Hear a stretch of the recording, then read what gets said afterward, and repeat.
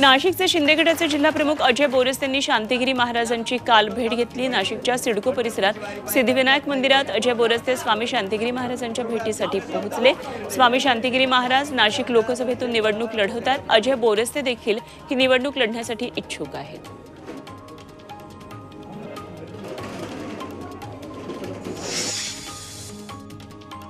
भाजपचे प्रदेशाध्यक्ष असताना सत्तेत सहभागी होण्यासाठी शरद पवारांसोबत आमच्या 3 वेळा बैठका झाल्या।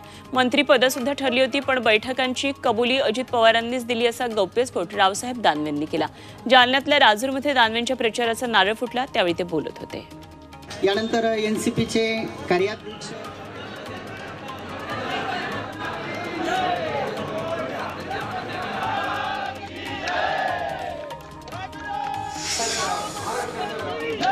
चंद्रहार पाटील यांच्या प्रचारासाठी सांगलीमध्ये महाविकास आघाडी अमृत नोनी गॅस्ट्रिन अपचन ऍसिडिटी गॅस्ट्रबल ह्यापैकी तुम्हाला कुठलाही गॅस्ट्रिक प्रॉब्लेम झाला उपाय एकच अमृत नोनी गॅस्ट्रिन एकवटल्याचं पाहायला मिळालं। सांगली लोकसभा निवडणुकीच्या पार्श्वभूमीवर काँग्रेसनं महाविकास आघाडीचे शिवसेना ठाकरे गटाचे उमेदवार चंद्रहार पाटील यांच्या प्रचारासाठी कंबर कसली। सांगलीमध्ये काँग्रेस राष्ट्रवादी आणि शिवसेना ठाकरे गटाची संयुक्त बैठक पार पडली।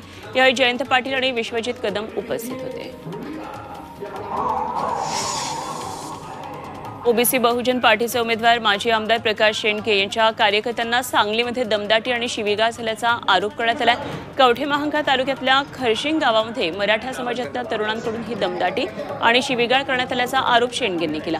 खरशिंग गावामध्ये मराठा समाजाच्या कार्यकर्त्यांना प्रचार साहित्य वाटू देणार नाही असं पवित्रा घेतल्याचा आरोप करण्यात आला। काँग्रेसचे स्टार प्रचारक आणि अल्पसंख्याक नेते नसीम खान यांनी काँग्रेसच्या स्टार प्रचारक पदाचा राजीनामा दिलाय। मुंबई आणि मराठवाड्यामध्ये मुस्लिमांच्या मतांची टक्केवारी ही जास्त आहे आणि तरी देखील मुस्लिमांना उमेदवारी का नाकारली असा सवाल नसीम खान यांनी केला। त्यांनी थेट काँग्रेस अध्यक्ष मल्लिकार्जुन खरगे यांना पत्र लिहून खंत व्यक्त केली। पक्षाच्या या अन्यायकारक निर्णयावर आपण नाराज असल्याचा उल्लेख त्यांनी या पत्रात केला आहे।